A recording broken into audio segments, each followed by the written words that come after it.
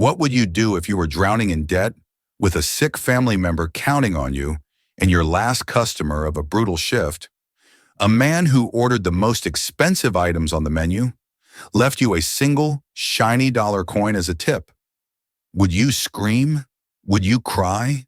Would you throw it back in his face?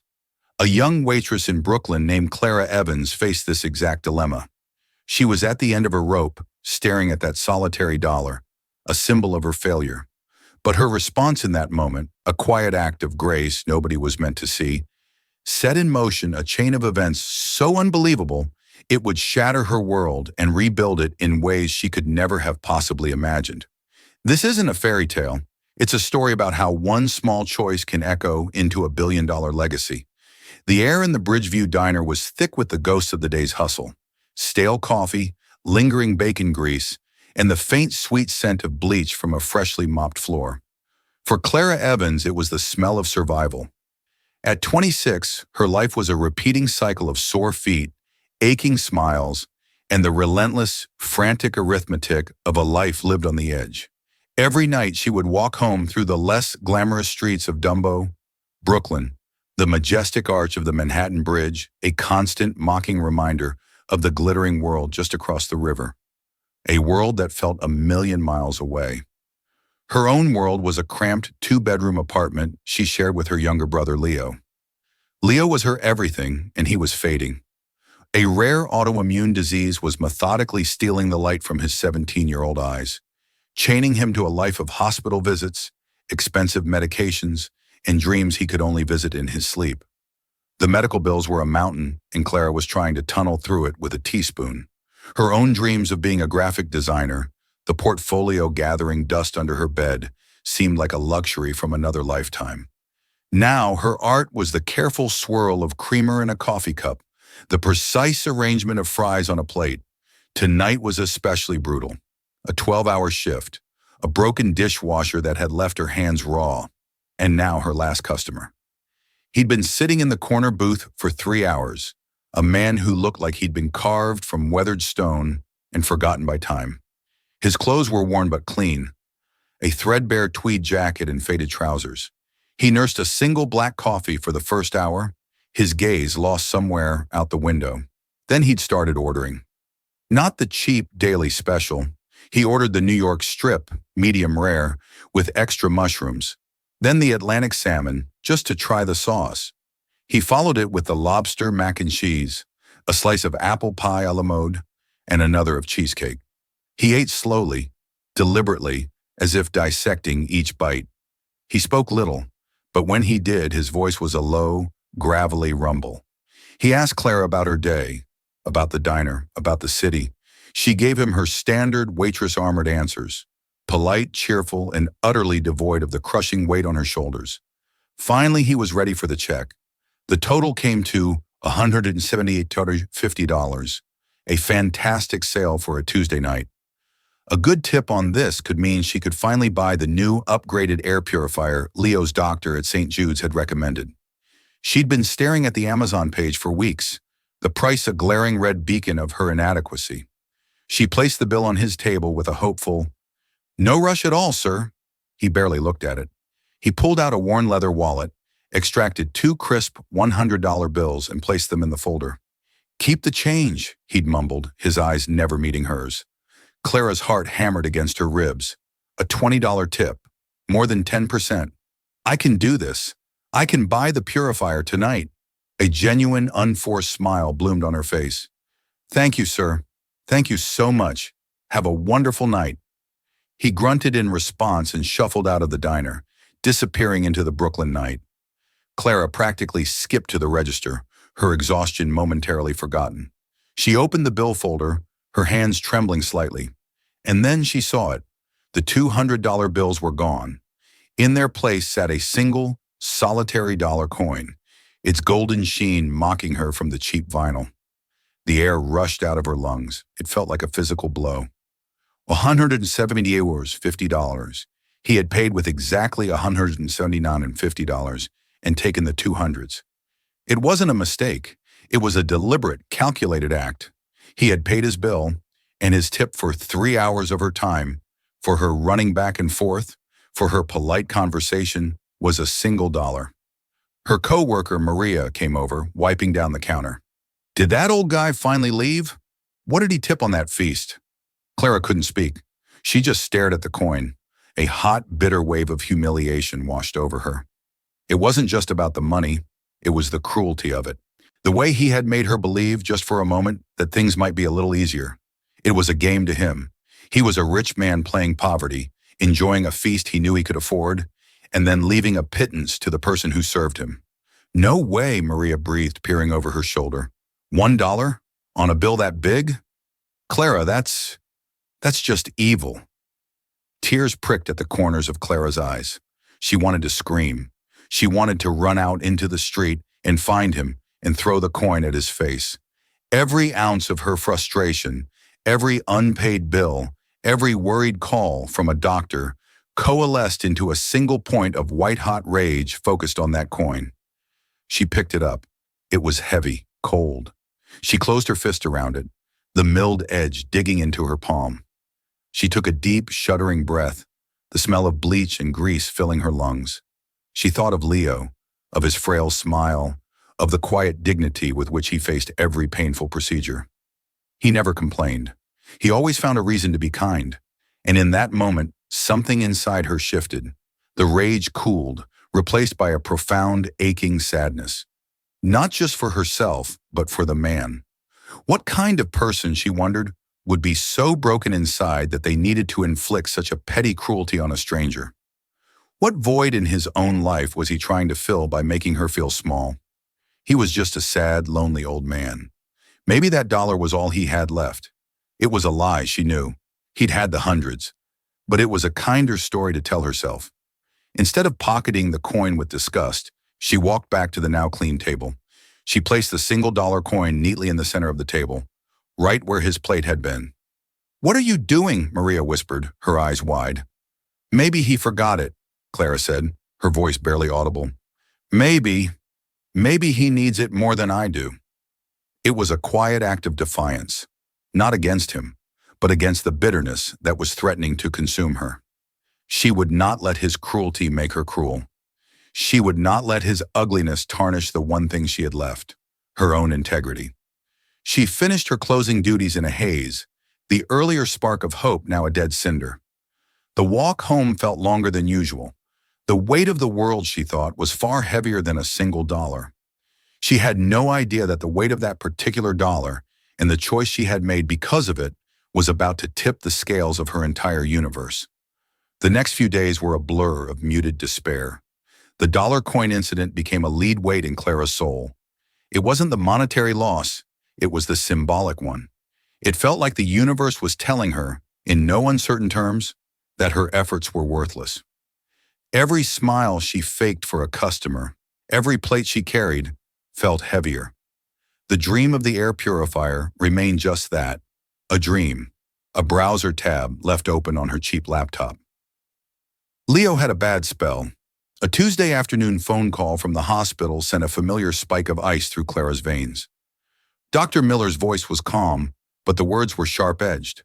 Leo's white blood cell count was dangerously low.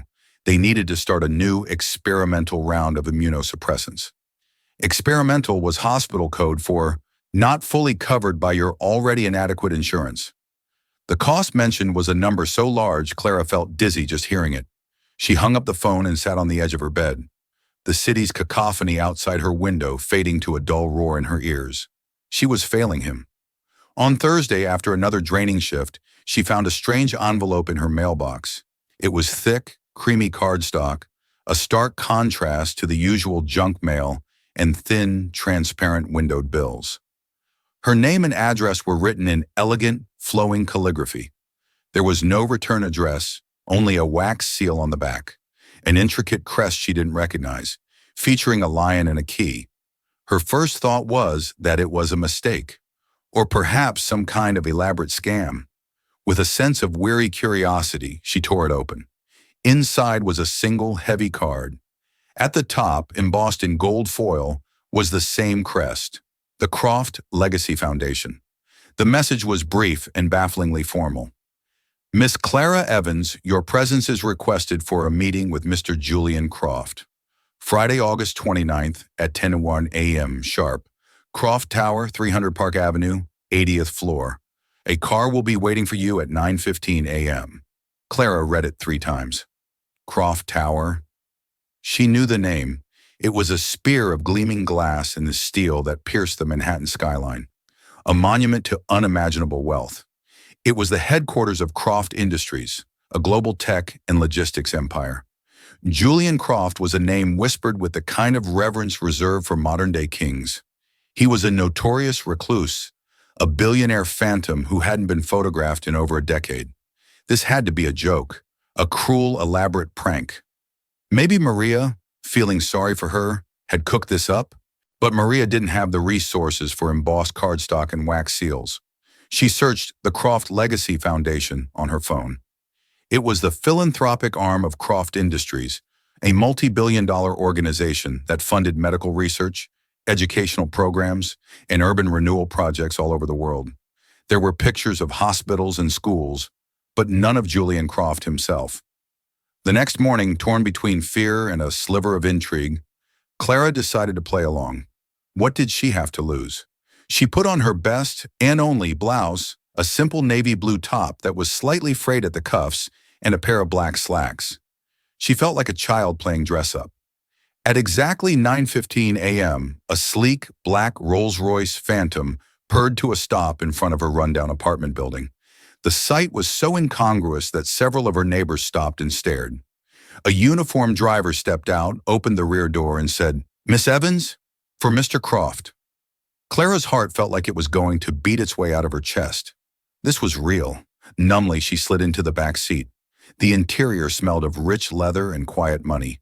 The city she knew, the cracked pavement, the graffiti, the overflowing trash cans, slid by the tinted windows, replaced by the clean, imposing architecture of Midtown Manhattan.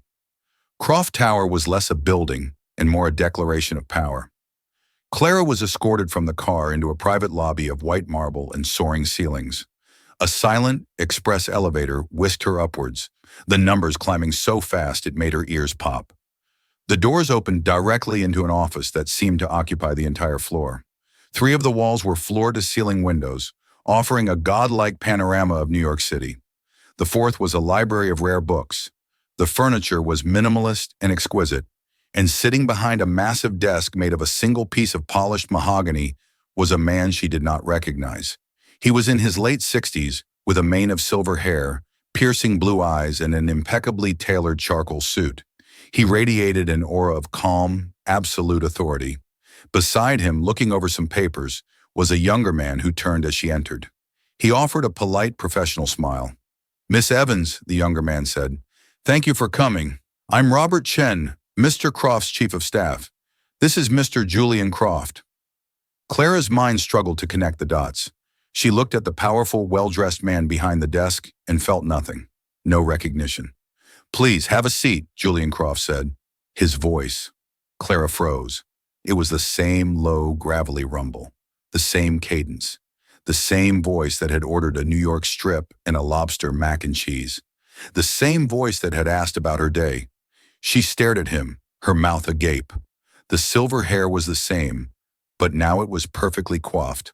The weathered face was the same, but now it was clean-shaven, the lines seeming less like neglect and more like wisdom. The piercing blue eyes were the same, but they weren't lost or vacant anymore. They were sharp, focused, and fixed directly on her. The threadbare tweed jacket was gone, replaced by a suit that probably cost more than her annual salary. The old man from the diner was Julian Croft. "You?" she stammered, sinking into the chair opposite him. "But how?" "A change of clothes and a good shave can do wonders, Miss Evans," he said, a faint, almost imperceptible smile playing on his lips. "But I imagine you have other questions." Clara's mind was a whirlwind of confusion, anger, and shock. The diner, the bill, the dollar. "Yes," Croft said, leaning forward, his hands clasped on the polished desk. "The dollar. Let's talk about the dollar." He explained that for the past year, he had been searching for a new director for his foundation. He had grown weary of the candidates presented to him, Ivy League prodigies with perfect resumes, but, in his opinion, hollow hearts. They knew the theories of philanthropy, but they didn't understand the reality of need. They were experts in managing wealth, not in understanding poverty. So I decided to conduct my own search, he continued, his gaze intense. I've been visiting soup kitchens, homeless shelters, and diners like yours. I wasn't looking for a resume. I was looking for character. I devised a simple, if somewhat theatrical test. He described the test. The large order, the feigned poverty, the seemingly generous cash payment, and then the cruel switch, the $1 tip.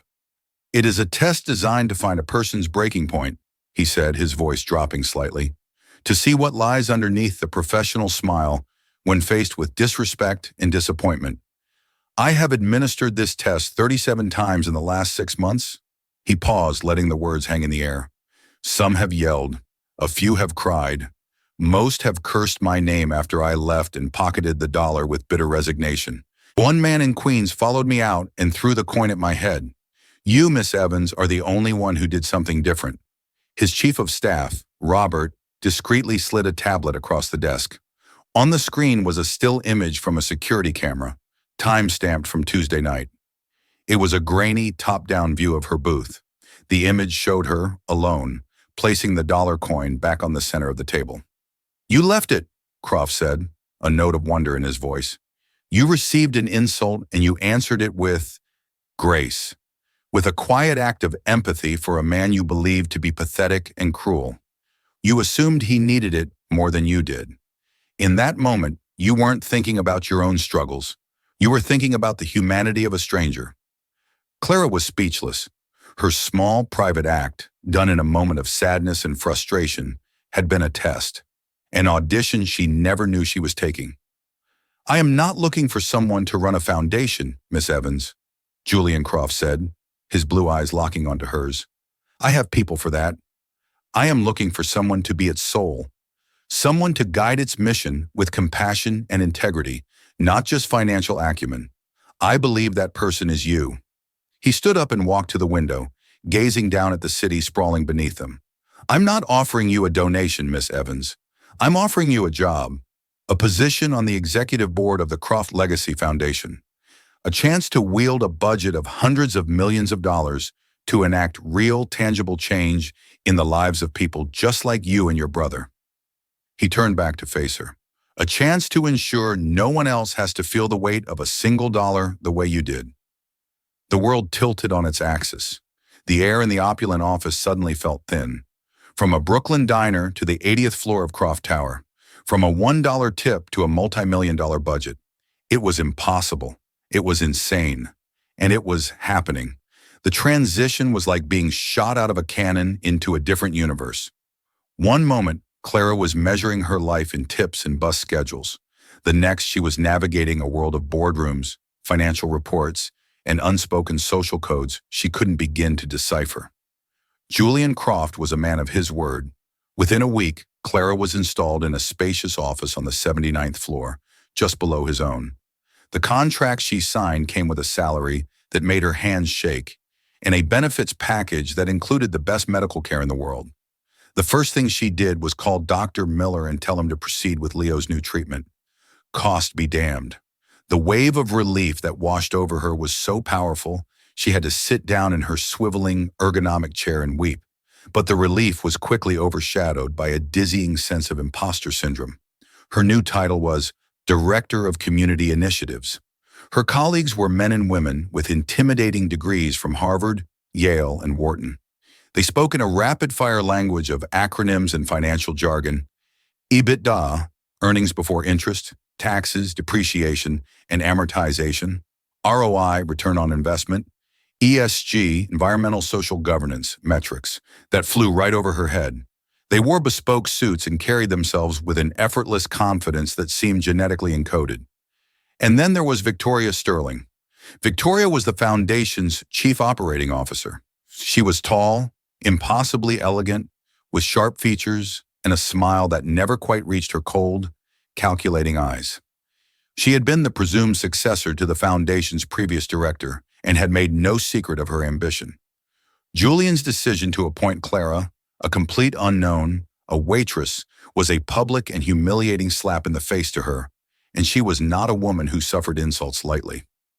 From their very first meeting, Victoria treated Clara with a saccharine condescension that was more insulting than open hostility. "Clara, dear," she'd said, gliding into Clara's office unannounced, "I just wanted to welcome you personally. It's so refreshing to have someone with your unique background on the team, a real-world perspective, as Julian says."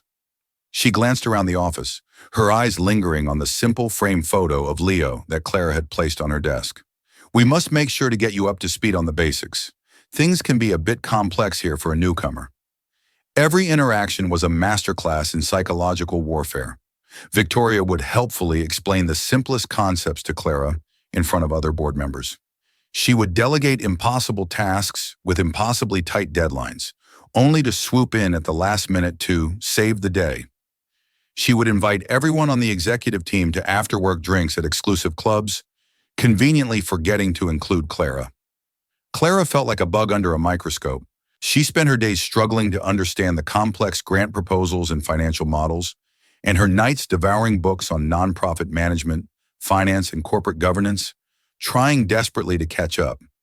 She was drowning, and Victoria was the one casually holding her head underwater, all with a placid smile. Julian Croft, for his part, was an enigma. He remained distant, offering little guidance. He'd check in with her occasionally, asking broad, philosophical questions about her vision for the foundation, but he offered no practical advice on how to navigate the corporate shark tank she'd been thrown into. It felt like another test, a sink or swim trial where the entire 79th floor was watching to see her fail. The only person who showed her any genuine kindness was Robert Chen, Croft's young chief of staff. He was quiet, observant, and unfailingly polite. He would sometimes stop by her office at the end of the day, offering her a cup of tea and a friendly ear. "Don't let Victoria get to you," he advised one evening, after Clara had spent an entire board meeting being systematically undermined. "Her problem isn't with you, it's with Mr. Croft. She can't fathom a world where merit is measured by character instead of by a resume." "But maybe she's right, Robert," Clara confessed, the weight of her inadequacy pressing down on her. "I don't belong here. I'm a waitress. I know how to handle a 12 top on a Saturday night, not a $12 million endowment." "Mr. Croft doesn't make mistakes," Robert said simply, his words a small anchor in her sea of doubt. "He sees something in you. You just have to see it in yourself." The first real test of her new role came a month later. The foundation was considering its flagship project for the next fiscal year, the construction of a new community center. The two finalists for the location were a trendy, up-and-coming neighborhood in Soho, favored by Victoria, and a deeply impoverished, neglected neighborhood in the South Bronx. The very neighborhood where Clara and Leo had spent their early childhood before their parents passed away. Victoria's proposal for the Soho Center was slick and polished.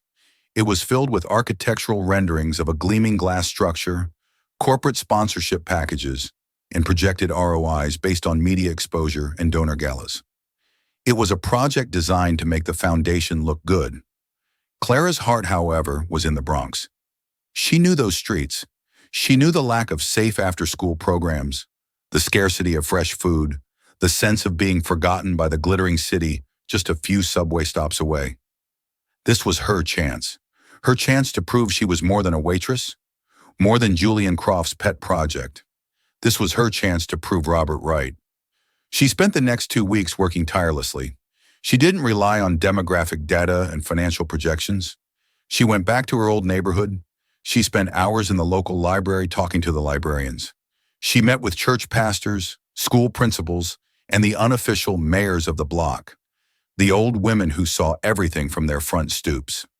She listened to their stories, their needs, their hopes.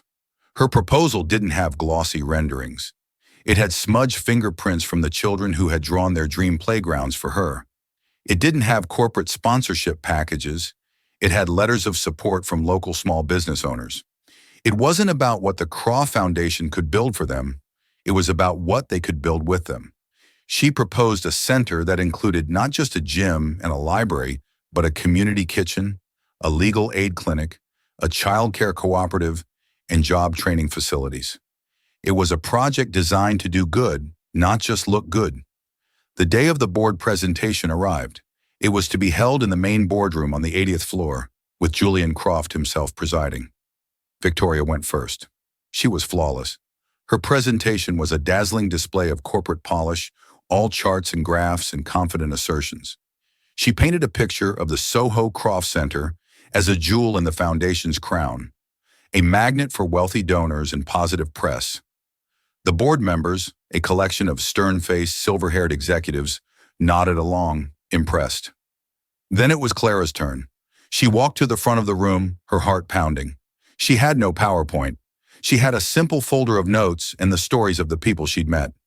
She looked at the faces staring back at her, skeptical, impatient, dismissive. She saw Victoria Sterling in the front row, a smug, predatory smile on her face, already tasting victory. Clara took a deep breath, looked directly at Julian Croft, and began to speak. Not about budgets or optics, but about people. About a boy named Marcus who needed a safe place to do his homework. About a single mother named Elena who needed affordable childcare to hold down a job. About the forgotten, resilient heart of a borough that everyone else had written off. She was no longer a waitress faking it as an executive. She was Clara Evans, fighting for the world she came from. And for the first time since she'd stepped into Croft Tower, she felt like she truly belonged. The question was, would anyone else see it? Clara spoke for 20 minutes, her voice clear and steady. She didn't use corporate jargon. She used names. She didn't present data points. She presented human needs. She painted a vivid picture of the South Bronx, not as a blighted landscape of poverty, but as a community rich with potential, waiting for a single seed of investment to bloom. She explained how a community kitchen could combat food insecurity and teach valuable skills, how a legal aid clinic could prevent wrongful evictions, how job training could break the cycle of poverty. The Soho Project, she concluded, her eyes sweeping across the skeptical faces of the board, is an investment in the Croft Foundation's image. It will be beautiful, and it will be praised in magazines. The Bronx Project is an investment in people. It will be messy, it will be difficult, and its greatest successes will be the ones no magazine will ever write about. It's the difference between building a monument to ourselves and building a ladder for others. The question is, which one is our true legacy? Silence fell over the boardroom. The board members shifted uncomfortably in their leather chairs. They exchanged uneasy glances. Clara's words had struck a nerve, cutting through the comfortable detachment of their philanthropic enterprise. Victoria Sterling was the first to break the silence, her voice dripping with manufactured concern. Clara, that was very passionate, truly. But we have a fiduciary duty to this foundation.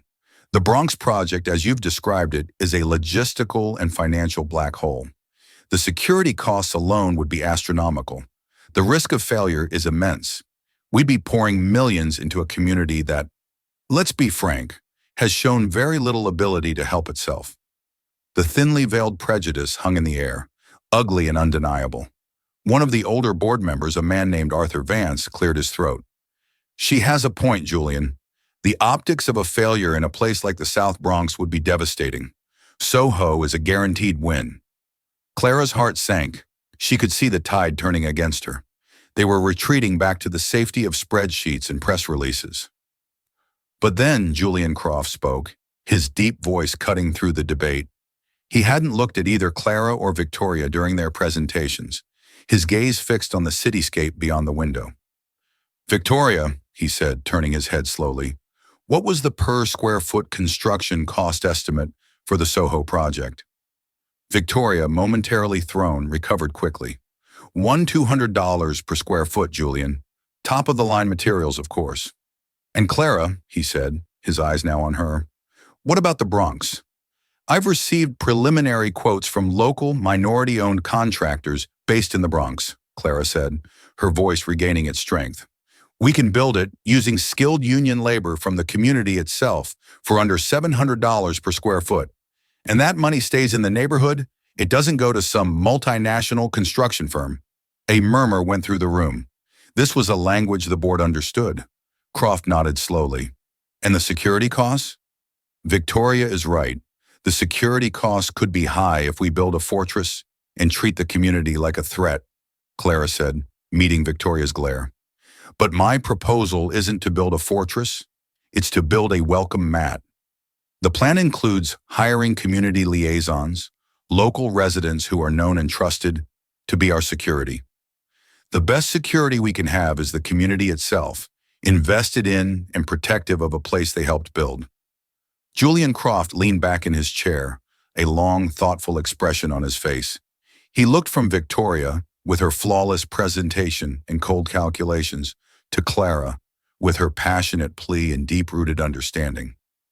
For 30 years, he said to the board, we have been building monuments, beautiful, sterile, safe monuments that have won us awards and accolades. We have become very good at writing checks from a distance. Miss Evans is suggesting we get our hands dirty. She is suggesting that true philanthropy is not about risk mitigation, it is about risk transference. It is about taking a risk on people. He stood up, his presence filling the room. We will build in the Bronx. The words landed with the force of a gavel. Victoria Sterling's face went white with fury, a mask of professional composure barely concealing her rage. Clara felt a dizzying surge of triumph and terror. She had won. Now she had to deliver. The victory, however, made her a marked woman. In the weeks that followed, Victoria launched a covert war of sabotage.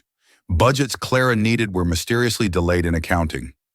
Crucial meetings with city officials were scheduled and then, accidentally, double-booked, forcing Clara to scramble. Whispers followed Clara down the hallways, that she was in over her head, that she was emotionally compromised, that Croft's pet project was destined to crash and burn, taking millions of dollars with it. Clara felt the pressure mounting. She was working 18-hour days, fueled by coffee and a desperate fear of failure. She was not just fighting for a community center anymore. She was fighting for her own survival in a world that was determined to chew her up and spit her out. Despite the obstacles, she made progress.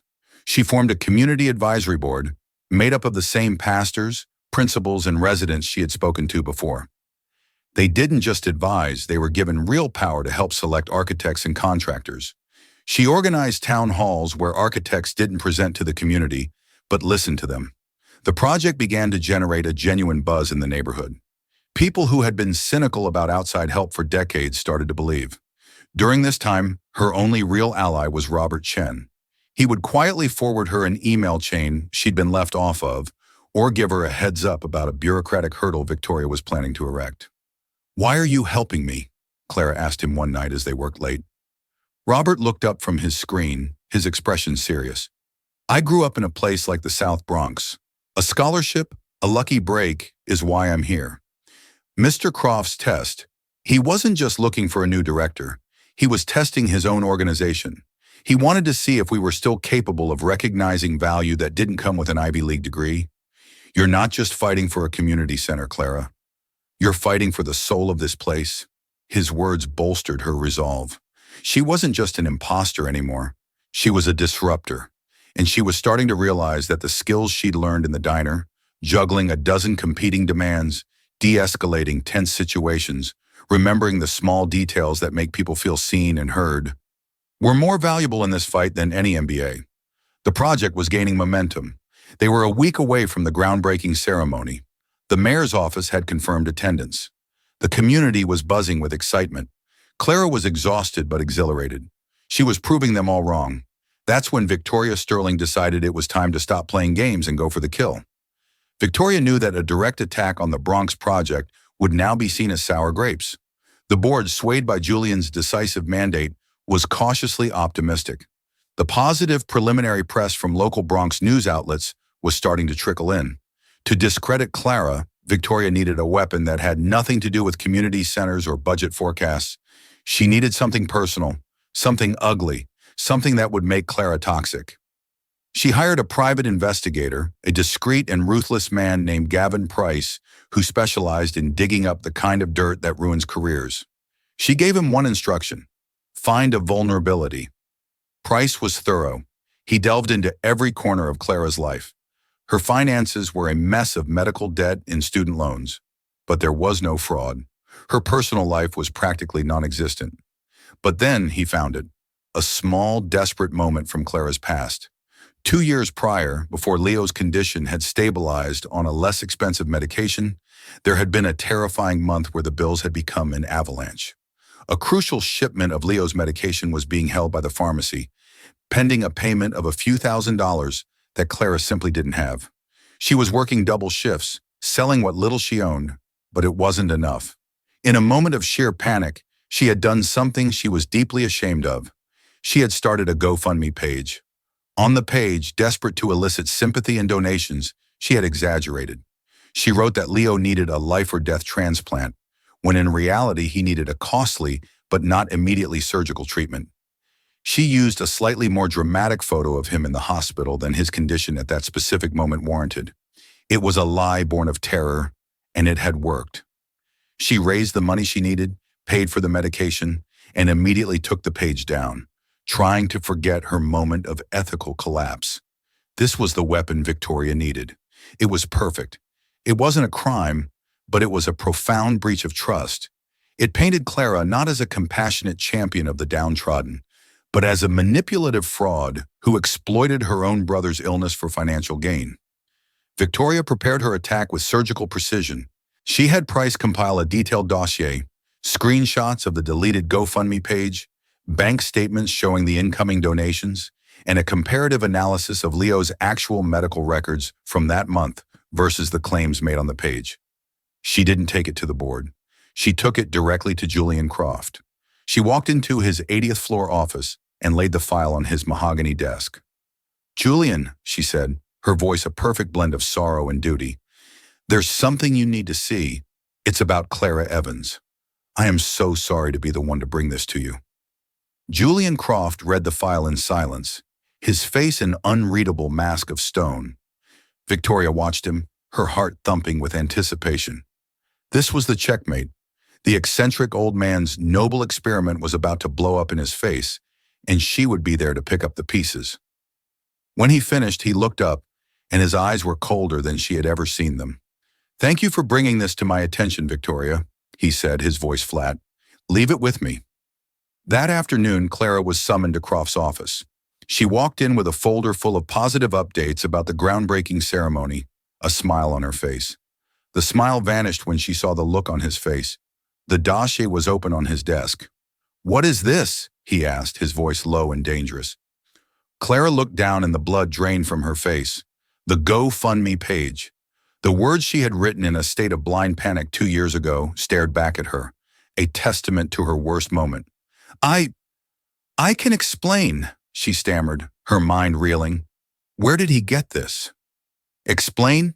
Croft's voice rose, the quiet rumble replaced by thunder. "Explain how the person I chose to be the soul of this foundation, the paragon of integrity, built her survival on a bed of lies? You used your sick brother as a prop to solicit money under false pretenses." "It wasn't like that," Clara pleaded, tears welling in her eyes. "I was desperate. The pharmacy wouldn't release his medicine. I didn't know what else to do. I was scared I was going to lose him." "Everyone is desperate," he roared, slamming his hand on the desk. The sound echoed in the cavernous office. "That doesn't give them the right to deceive, to manipulate. The very quality I hired you for, your character, was a mirage. Do you have any idea what this would do to the foundation if it got out? Every project we fund, every dollar we donate, would be tainted by the fact that our director of community initiatives is a common fraud." Every word was a hammer blow. He wasn't listening to her explanation. He wasn't interested in the context. He saw only the black and white of the lie. The man who had seen grace in a $1 gesture now only saw deceit in a desperate plea for help. "Victoria brought this to me," he said, his voice dropping to an icy calm. "She was right about you all along. I let my sentimentality cloud my judgment, a mistake I will not make again." He looked at her, and for the first time, she saw no trace of the inquisitive old man from the diner. She saw only a ruthless billionaire who had discovered a flawed asset. "The Bronx project will be suspended indefinitely, pending a review. Your employment with the Croft Legacy Foundation is terminated, effective immediately. Security will escort you out of the building." Clara stood there, frozen in disbelief. Terminated. Suspended. Escorted out. It was a nightmare. She had been so close. She had fought so hard, and it was all gone, unraveled by a single, desperate mistake from her past, wielded by an enemy she had underestimated. Two security guards appeared at the door. They didn't touch her, but their presence was a suffocating wall. Numbly, Clara turned and walked out of the office. As she passed the glass-walled conference room, she saw Victoria Sterling inside. On the phone, a triumphant, venomous smile finally allowed to bloom on her face. Clara was escorted to her office to collect her personal belongings. She packed the photo of Leo in her small cardboard box, her hands shaking so badly she could barely grasp the frame. The entire 79th floor seemed to be holding its breath, a gallery of silent, staring faces witnessing her walk of shame. As she stepped into the elevator, the doors sliding shut on the world she had briefly inhabited, she was no longer director of community initiatives. She was just Clara Evans, the waitress from Brooklyn. Unemployed, disgraced, and utterly, completely broken. The fall was a silent, dizzying plunge. Clara returned to her apartment in a state of shock, the small cardboard box containing a photo of Leo and a few personal trinkets feeling heavier than any tray she had ever carried. The world she had just begun to build, a world of purpose and hope, had been demolished in a matter of minutes. The first day was a blur of disbelief. The second was a thick fog of shame. She had been so close, and she had failed. The true agony began with the phone calls. First, it was Pastor Michael from the Bronx, his voice full of concern. "Clara, we heard the project is on hold. Is everything all right?" Then came the call from Elena, the single mother from the advisory board, her voice trembling slightly. "They're not canceling it, are they? The kids were so excited." Each call was a fresh wound, a reminder of the community that had placed its fragile trust in her. She had failed them all. She offered vague, hollow reassurances, the lies tasting like poison. She had let herself believe she was their champion, but in the end, she was just another broken promise. On the third evening, as she was staring blankly at her laptop, the waitressing job listings a glaring testament to her defeat, a sharp knock echoed on her door. It was Robert Chen, Mr. Croft's chief of staff. He stood awkwardly in her modest hallway, a plain manila envelope in his hand. "Clara, I can't stay long," he said, his voice low and urgent. "What happened was an execution. It wasn't justice." "It doesn't matter, Robert," she said, her voice devoid of emotion. "He was right about the GoFundMe. I lied." "The context matters," he shot back, his usual professional calm replaced by a fierce intensity.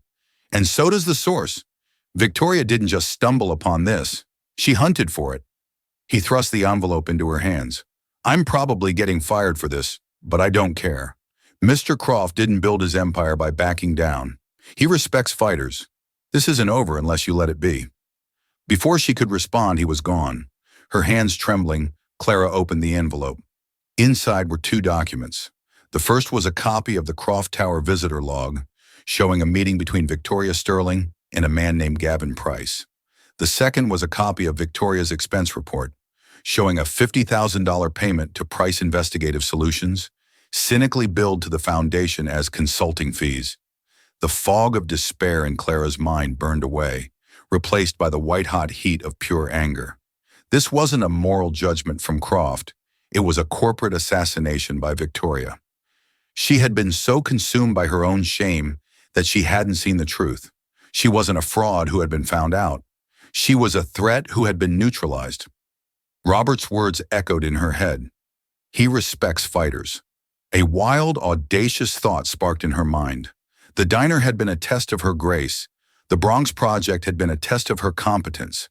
What if this public humiliation, this utter destruction of her new life, was the final, most cruel test of all?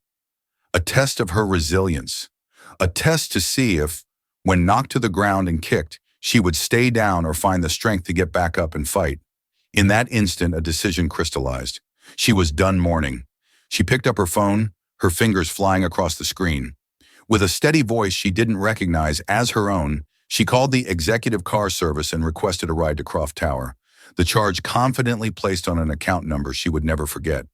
She was going back into the lion's den, not as a supplicant, but as a predator. The hush that fell over the 79th floor when the elevator doors opened was absolute. Every head turned. Every conversation died.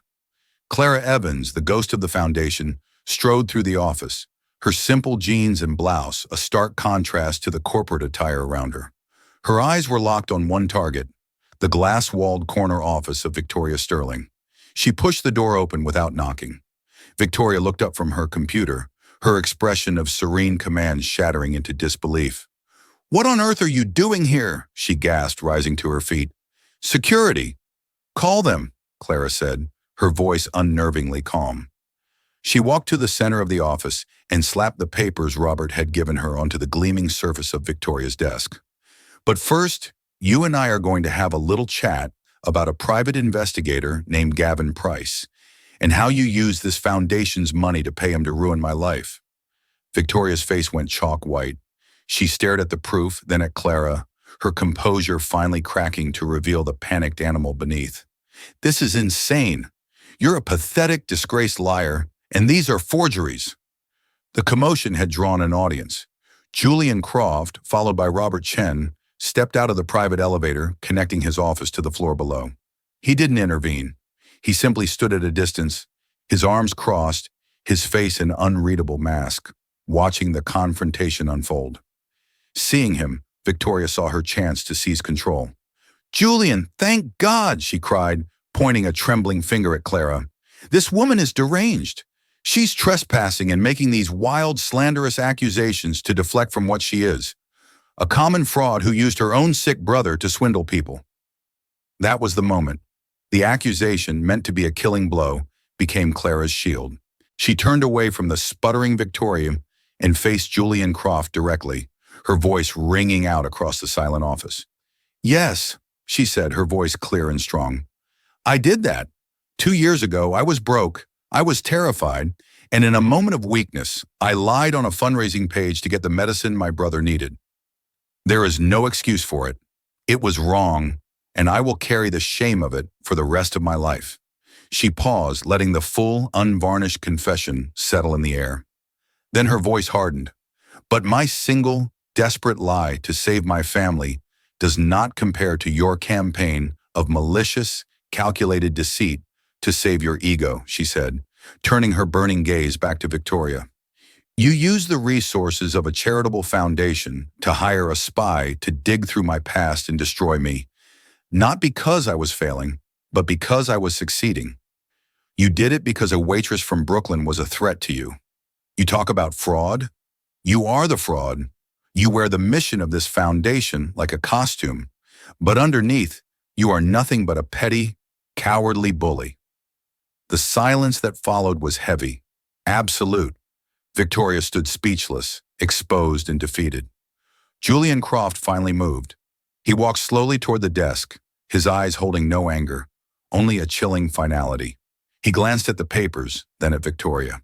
"For 20 years, Victoria," he said, his voice quiet but carrying immense weight, "you have been a competent manager, but you never understood the difference between charity and philanthropy.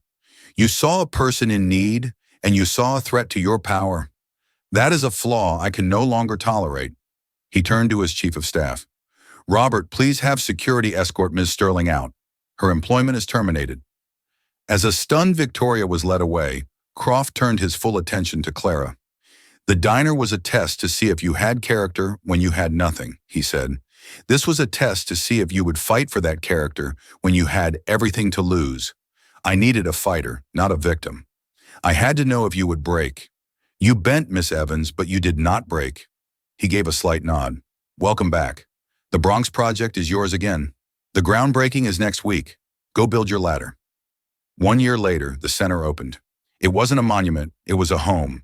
It was loud, vibrant, and filled with life. Leo, now healthy and thriving, taught art classes to kids in the very computer lab his sister had fought for. Clara was there every day, her life no longer defined by the struggle to survive, but by the profound joy of helping others thrive. She had been tested by a billionaire's game, but she had discovered that her true strength was never about the money. It was about the unshakable integrity of a heart that refused to be broken. Clara's story is a powerful reminder that our true worth isn't measured by our job title or our bank account, but by the choices we make when we think no one is watching. It's about the grace we show in the face of disrespect, the resilience we find in the depths of despair, and the courage to fight for what is right, even when we feel powerless. Her journey from a struggling waitress to a force for good shows that the most valuable qualities we possess, empathy, integrity, and grit, are often forged in the fires of hardship. Every one of us has the power to turn a moment of bitterness into a moment of grace, and we never know when that single choice might be the key that unlocks our own incredible destiny. If this story moved you and you believe in the power of character over circumstance, please hit that like button to let us know. Share it with someone who needs a reminder that good deeds and a fighting spirit never go unnoticed. And for more incredible, life-changing stories like this one, make sure you subscribe to our channel and ring that notification bell so you never miss an update. What part of Clara's story resonated with you the most? Let us know in the comments below. We love hearing from you.